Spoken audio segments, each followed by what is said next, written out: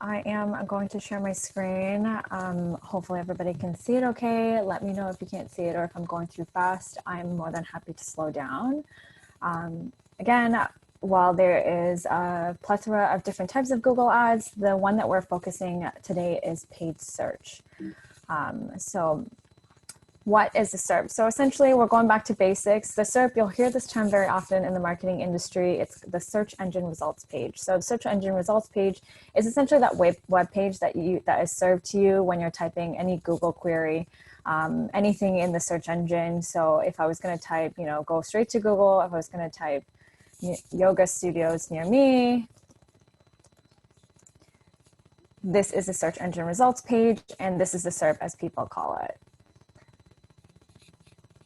So here are essentially how text ads or Google search ads appear, or if you were investing in PPC or pay per click, as we call it in the industry, this is technically how it would look like, and this is a top ranking ad on search. So why search? Essentially, there's a plethora of other paid media campaigns that you can invest in that Google offers, like video, display, Google Shopping, and things like that. But why search in particular?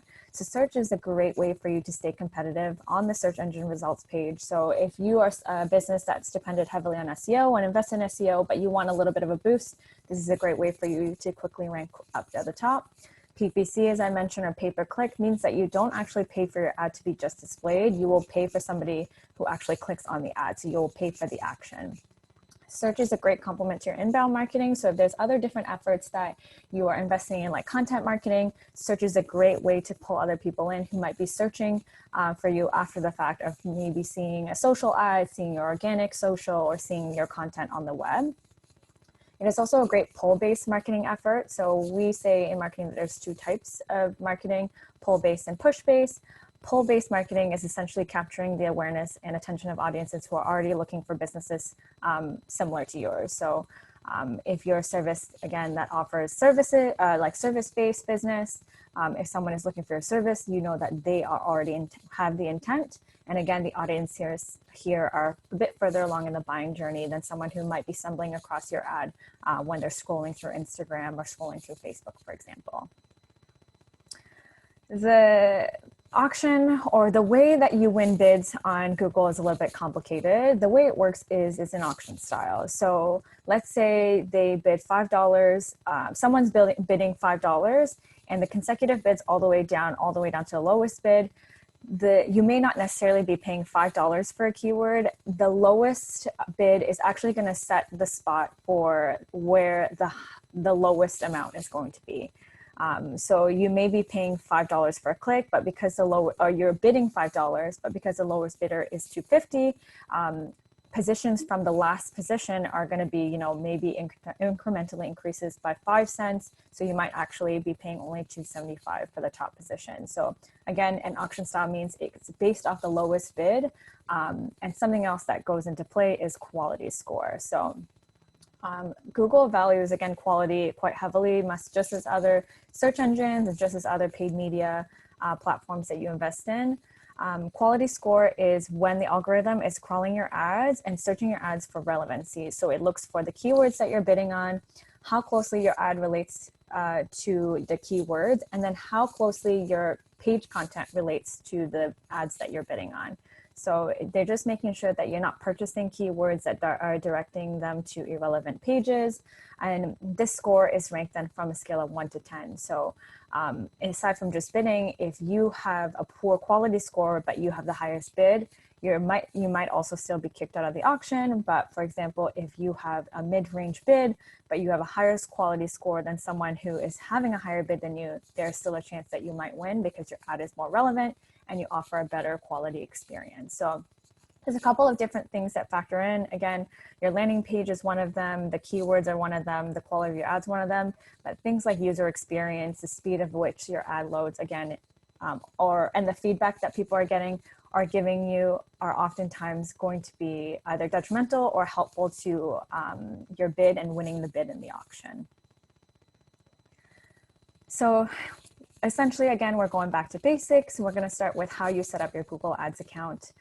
Again, a Google Ads account naturally requires you to have a Google account, but as soon as you go in, essentially you can go to the domain ads.google.com. It requires to create a Google account, add in your billing, and then you're prompted to a page that essentially asks you to create campaigns in expert mode or smart campaigns. So for anyone who wants, a quick campaign thrown together, smart campaigns or express campaigns is a simplified and automated way of you to create Google Ads.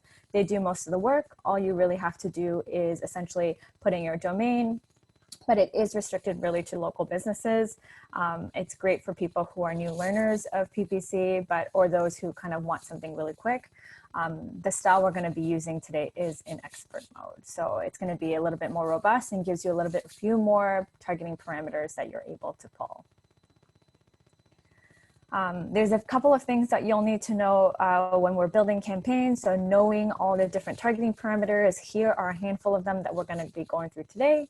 And so let's get started.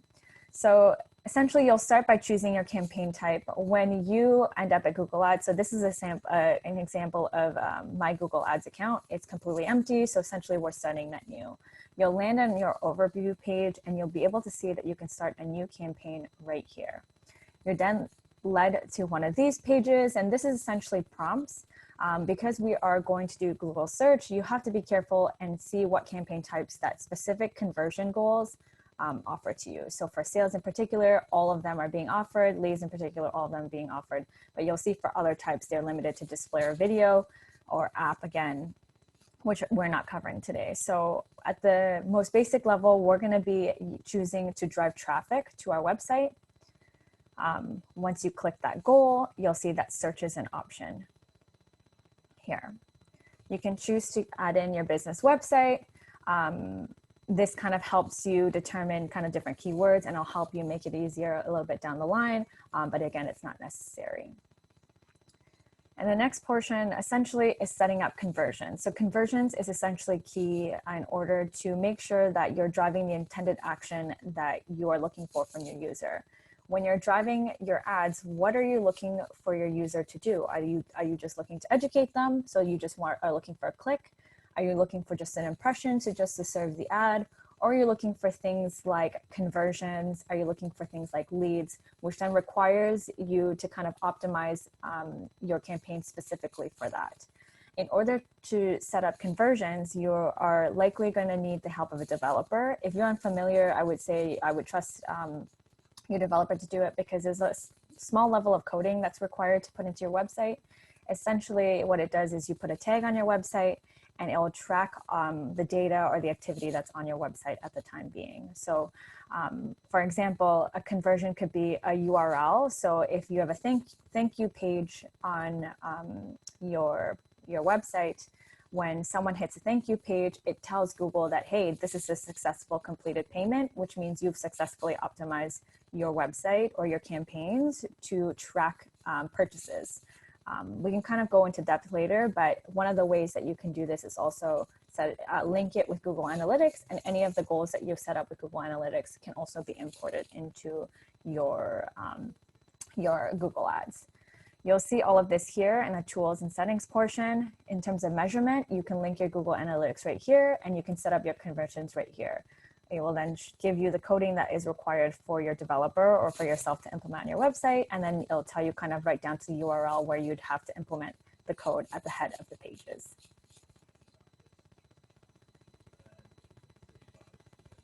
Next, you will get to this page, which will then kind of lead us to talk more about budget and bidding types. So how Google search works is you are required to have a minimum of $10 a day for a total of at least $300 a month.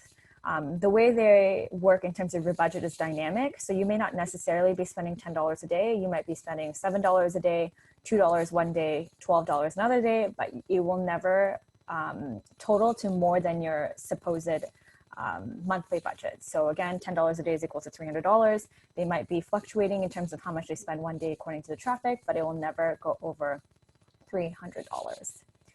Other things that you need to make note of is bidding type. So you essentially need to tell the algorithm what to optimize for or what action you'd like the user to take. Again, are you looking to maximize a conversion? So You're looking to get them to purchase, or you're looking to maximize conversion with a target cost, which means, yes, you want them to purchase, but you only want users who are going to be purchasing under $20, for example. Things like maximizing clicks, visit driving traffic to your website, or things like maximizing impression share, which means you want your ads to be shown most frequently. These are going to be shown in this section. So once you get to your campaign settings section, you'll be able to choose within search network or display network. I oftentimes remove the display network because it's impression served that I don't think it's relevant to me. But if you're looking for driving higher amount of impressions, feel free to include that in. Locations are of course important, so be sure to make sure that you are targeting as not as granular as possible, but at least in a general area that you're looking to target your audience. Language is of course important. I'm based in Canada, so naturally it's going to serve to both English and French audiences. Your budget, as mentioned, is here, and we're going to do $10 a day. And this is the bidding that I was talking about. You'll see clicks, conversion, conversion value, impression share, and they are exactly how we set up. So because this is a traffic-based campaign, I'm going to optimize for clicks. I want as many people to come to my website as possible. There's additional settings here, like when you set up your conversions, you'll see like all your conversions being imported to here. There's your ad schedule, so you can tell Google essentially you want to run your ads only on Mondays, Wednesdays, Fridays at certain times. You can get, again, as nitpicky as possible once you've driven all that data and gained your learnings from there, and then ad rotation. So you can either tell Google that they have the free reign to choose whichever ad is possible, and you are optimizing for the best ad, or that you want all ads to be served equally so that you are gaining learnings from there. Ad extensions we're going to get to a little bit later, but we are going to save and continue.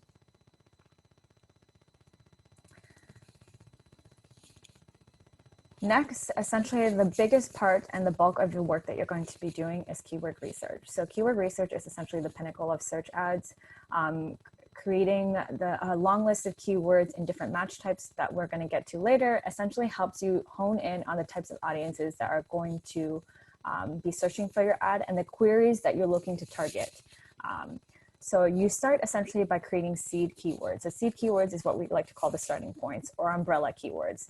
They're the major umbrella terms or broad-based terms that you're going to be deriving your keywords from. So the example I keep going back to is if you own a yoga studio, what are the different umbrella terms that you can create? So I said studio related terms can be one of them, types of yoga can be one of them, and levels could be a seed keyword. And then creating these seed keywords, the derivative keywords under these seed keywords. So types of yoga could be, again, restorative, could be yin yoga, could be, intensive hot yoga, levels could be beginner level yoga, intermediate level yoga, etc. So you're making sure that you create these buckets, and these buckets are then creating more expansive, more long tail keywords from there. Going into long tail keywords, these are essentially keywords or phrases that narrow in on the exact queries that people are typing. So if I was going to go to a restaurant today, what type of restaurant am I looking for? Where am I looking for? So oftentimes what we are typing is, Chinese restaurant near me, Italian restaurant near me. Those are the long tail keywords and phrases that these people already have the intent to, purchase the services or go to a service that they're looking for. Understanding these is really, really key. So for example, if I was going to go back to what I typed in the SERP earlier, I typed yoga studios near me.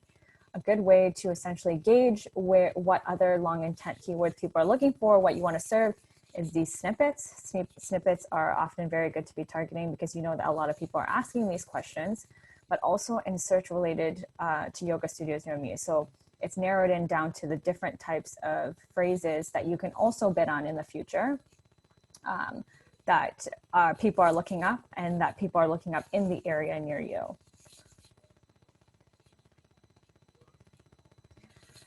Another complexity of Google Ads is different keyword match types. So there are 4 major match types in terms of keywords: exact, phrase, broad, and broad match modifier.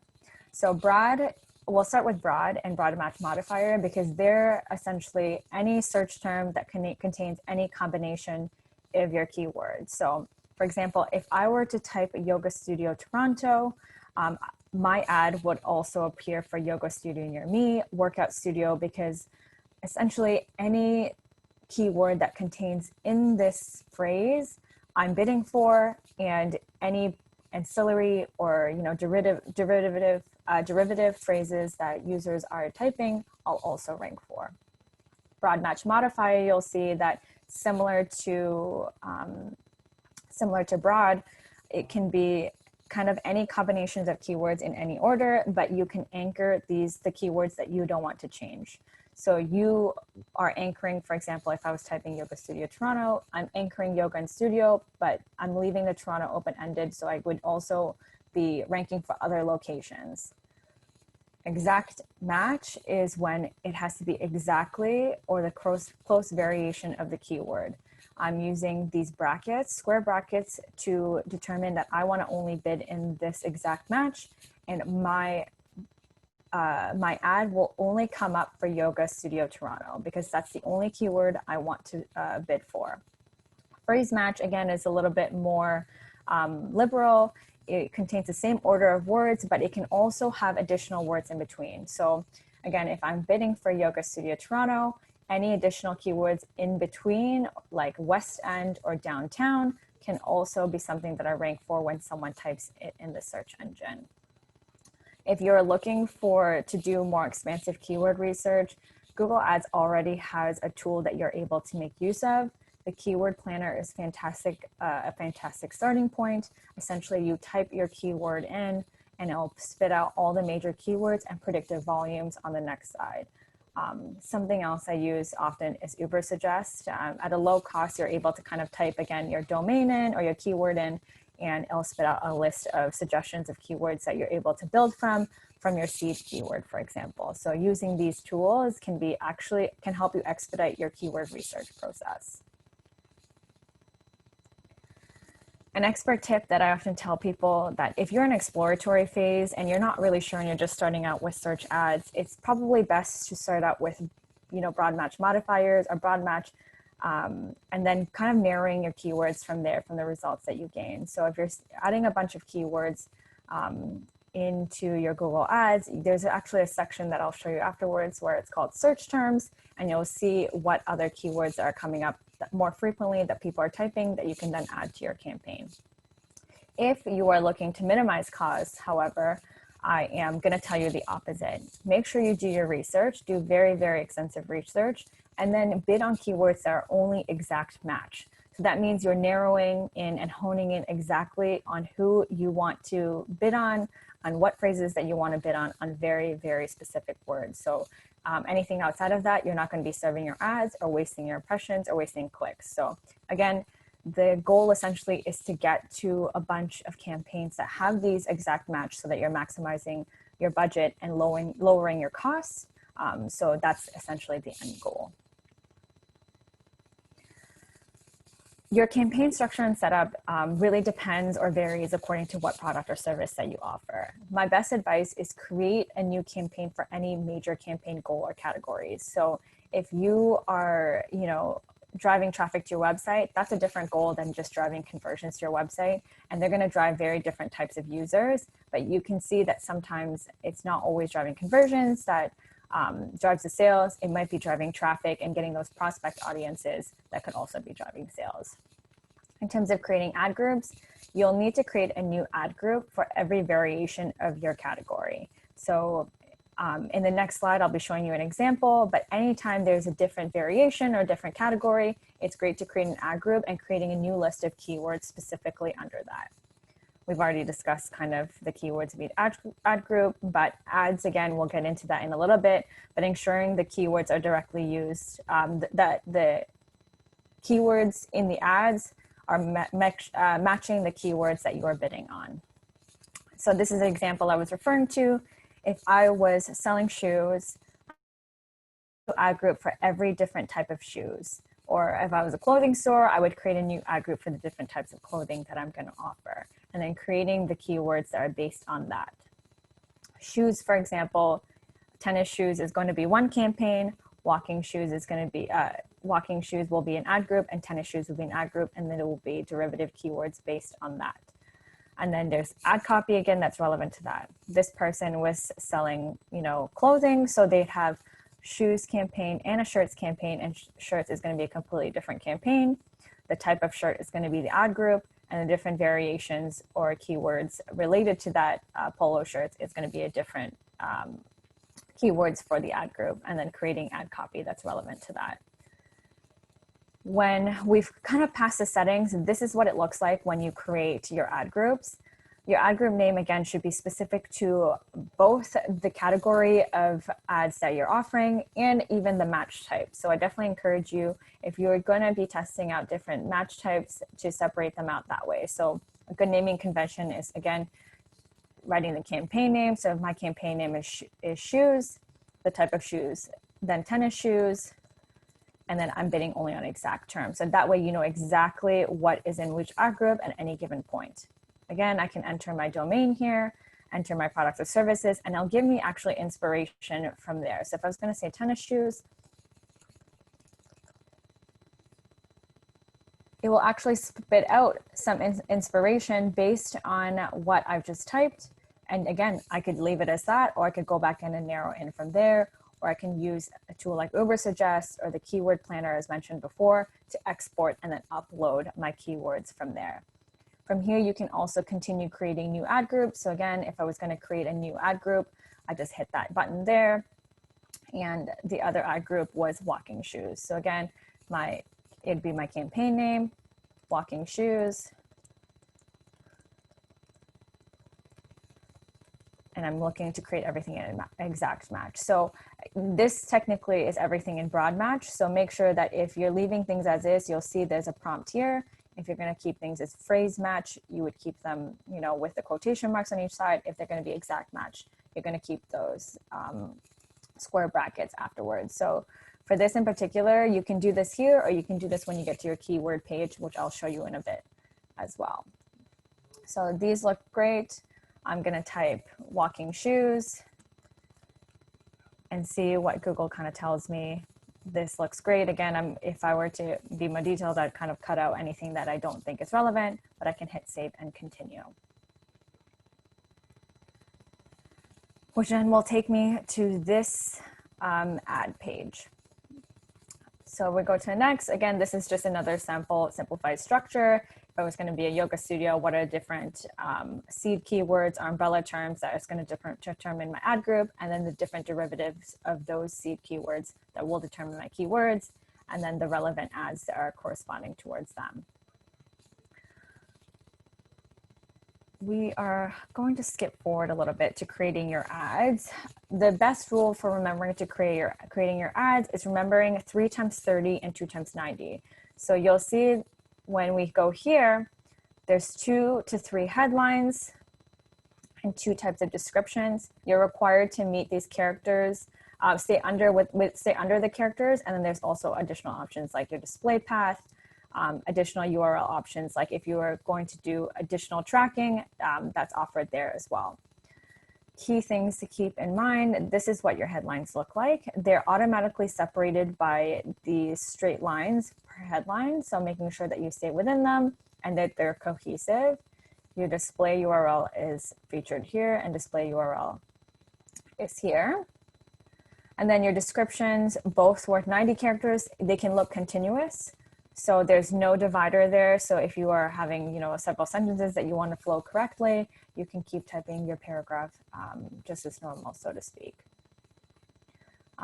So I can go ahead and create ads for later, but essentially things to keep in mind, the best practice is keeping a minimum of 3 text ads per ad group. It is best practice, but no more than 5 to 10 ads per ad group. And again, make sure that you're maximizing your characters and you're integrating the keywords that you are bidding on for a better quality score. Ensure that the URL that you're directing to also has a landing page that has the keywords that you're bidding on. So if you know what's good practice for SEO, making sure that the keywords that you are integrating aren't hitting a line of keyword stuffing, but making sure that you are integrating them as natural language as much as possible. Here is a sample of a text ad. You'll see here that this is one headline. This is the second headline. This is the third headline, and they chose to just keep it as their domain. This is the display. These two here, even though they're under the 90 characters, are your descriptions. And then down here are the additional things, which are called extensions, that we will get back to.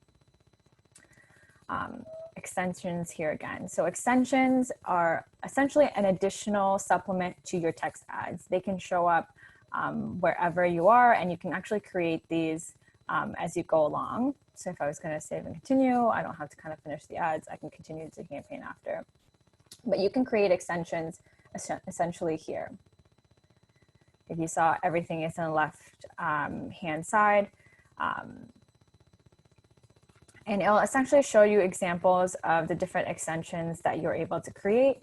These just give your audiences an additional opportunity to click onto your ad. So making sure that you are offering them or maximizing all the different opportunities they have to pull them or engage them. There are things called site link extensions, where it tells your customers additional pages that they might be interested in.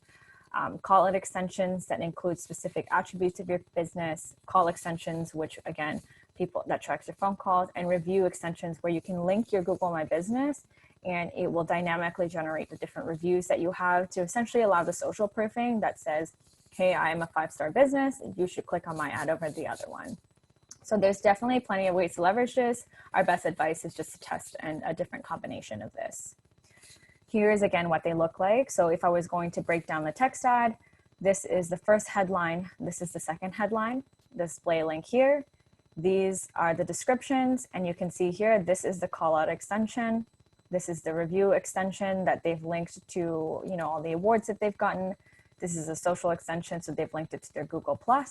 And then these are site link extensions, where people are able to click on different levels of pages that they think would be relevant to the ads themselves. Something else to go back to is your audience. So there's different levels of audiences that you are able to leverage in Google Ads, and I will show you very shortly. But before even investing in Google Ads, what we encourage people to do is break down your buyer persona and your demographic. So you can always start in broad as part of your learning, but essentially, in order to maximize your budget, it's best to assess who your ideal audiences are.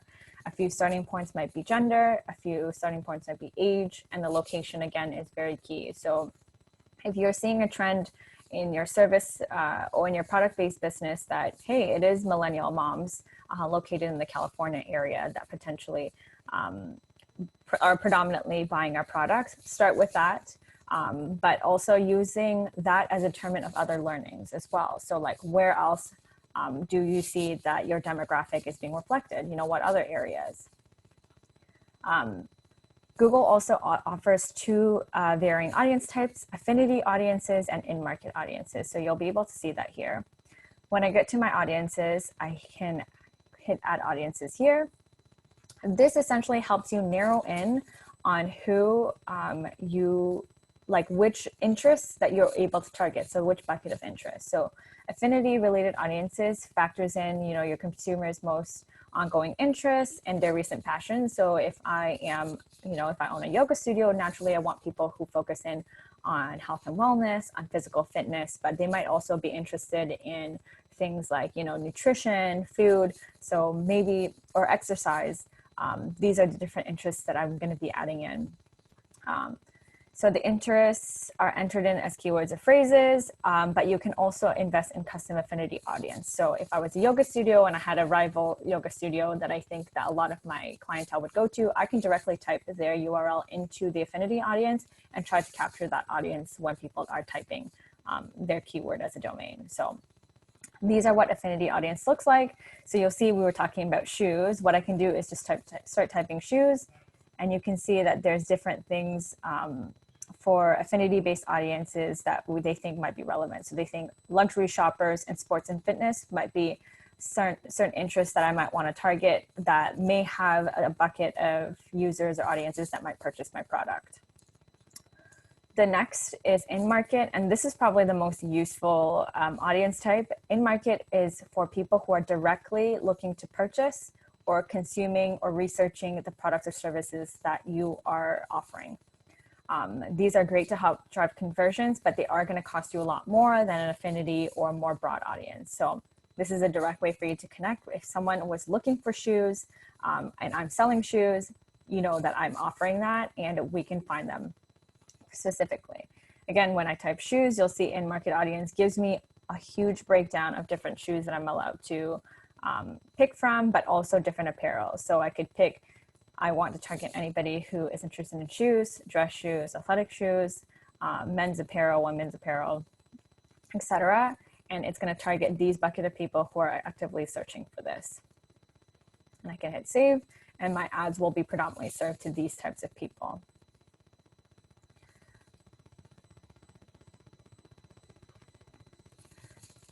Essentially, we're wrapping up, but here are important success metrics to consider. Again, when you're looking for to drive success to your Google Ads campaign, it's important to assess what your goal is. Are you looking to drive clicks, so traffic? Are you looking to drive sales, which is conversions? Or are you just looking to increase your brand awareness, which is impressions? These are very key things. And if you have a baseline for essentially your Google Analytics or things to consider that you are looking to improve on, use your benchmark, or otherwise use industry standards. Some of this data is essentially available in terms of what industry or depending on what industry you're in. So it'll tell you maybe the baseline impressions or clicks or cost per click for the fashion industry, for example, if I was selling shoes. For real estate, if I was looking for leads, what the average cost per lead is and whether or not I'm staying below or above that benchmark for results. Using these success metrics can then help you optimize your campaign. So making sure that you're optimizing your campaign down to the keyword. If you're seeing that your one keyword that you've included in your campaign is driving 0 impressions, it means that people are likely not searching for them. So it's okay for you to turn those off. If one keyword is driving a lot of impressions, but not driving clicks, what search queries are derivative of that you can turn into exact match, that you can then maximize on the exact keyword that is driving the conversions versus just keeping it broad. There's naturally a handful of ways, but making sure that you're always keeping in touch with, turning off any targeting that's not working or driving impressions or clicks. If there's a low CTR, if it's too high of a CPC, what can you do to kind of mitigate that? So turning them from broad match to exact match. But essentially there's an endless things that you're able to also able to narrow in on. So if you're doing locations, maybe I'm targeting Canada, but where specifically in Canada? Am I targeting, just metropolitan areas? What cities are going to be most metropolitan? And you can kind of change that here. Ad schedule, again, if you want to get granular down to the day, to the hour, to the time slot that you're looking to deliver your ads, this again helps you maximize your budget and lower your costs because specifically people are more active at certain times. So keeping an eye out for the times that they are most active.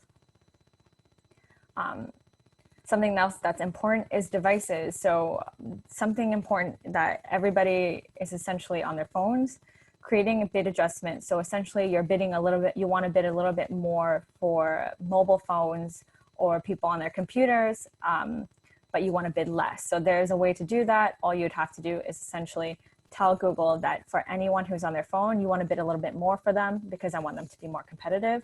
I'm telling them 20% to bid up 20%. Or for computers, I'm going to tell them 10% because they're not as valuable to me, but I still want to be served in that same ranking. Tablet people on their tablet are not as important to me, so I can choose to decrease by 10%. And I'll tell Google they're not as valuable to me if they're on their tablet, that I'm going to tell them not to serve my ads as often. That's essentially